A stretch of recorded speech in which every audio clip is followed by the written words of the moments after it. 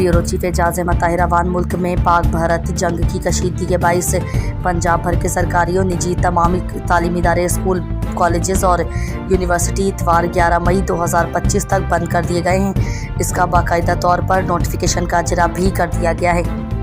आज सुबह लाहौर के इलाके वाल्टन रोड डिफेंस के करीब 3 जोरदार धमाकों की आवाज़ें सुनी गईं, जिससे शहरियों में खौफ और हिरास फैल गया। ये धमाके वाल्टन डिफेंस ओल्ड एयरपोर्ट के करीब हुए। सिक्योरिटी फोर्सेस ने फौरी तौर पर इलाके को घेरे में ले लिया।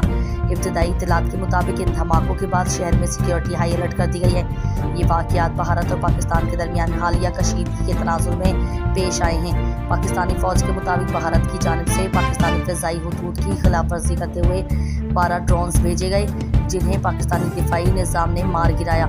इसके अलावा भारत की जानिब से आज़ाद कश्मीर और पाकिस्तान में हमलों के बाद लाहौर समेत मुख्तलिफ शहरों में फ़िज़ाई ऑपरेशन मुतासर हुआ था, जिसे आज सुबह बहाल किया गया था। धमाकों की नौयत और मुमकिन नुकसानात के बारे में मज़ीद तफसीलात अभी तक सामने नहीं आई।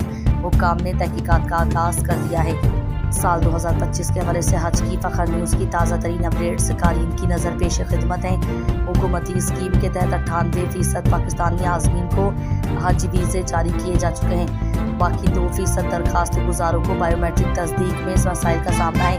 तकरीबन 67,000 पाकिस्तान हुज्जाज हज साल 2025 अदा करने से महरूम रह गए।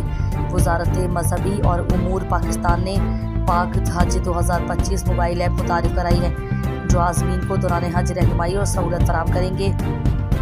बगैर हज परमिट अदा करने वालों को 20,000 रियाल पाकिस्तानी 4,30,000 रुपये तक का जुर्माना आयद किया जाएगा। इस साल हज 2025 का इनेकाद 4 से 9 जून के दरमियान होगा। ताहम हतमी तारीख का ऐलान चांद रोयत पर होगा।